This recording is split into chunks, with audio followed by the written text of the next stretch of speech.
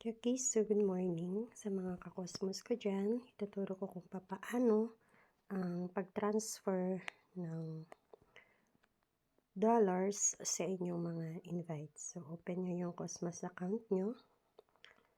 Click KMS. Tapos, punta kayo dito sa asset. Ayan, meron akong available na 100. At ipapasa ko ito sa aking invite. So, dapat ang dolyar nyo ay nasa earnings account. So, click nyo itong withdraw. 100. Kasi 100 lang yung ibibigay ko. Tapos, click yung confirm. Tapos, i-direct kayo dito sa dalawa.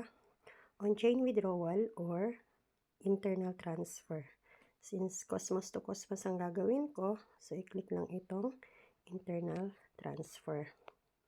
And then, i-click itong USDT.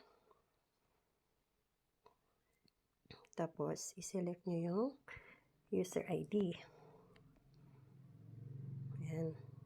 And then, i-paste nyo dito. Dapat alam nyo na yung code niya.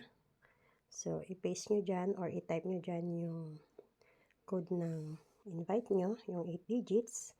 Tapos, ilagay nyo yung amount, 100. Then, click yung next. Tapos nyan, ilagay nyo yung fund password nyo. Tapos, kuhanin nyo yung code from your Google Authenticator.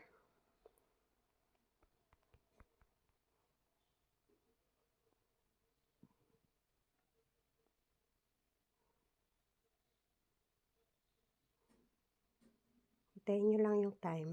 Okay, so kukunin ko ngayon yung Google Authenticator. Kakopy ko. And then, ipipaste ko dito. Then, click submit. Pag nag-success na yan, ayan, submitted na siya.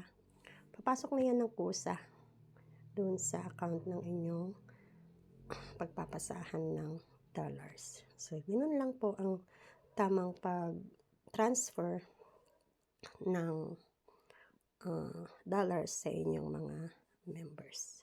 Okay?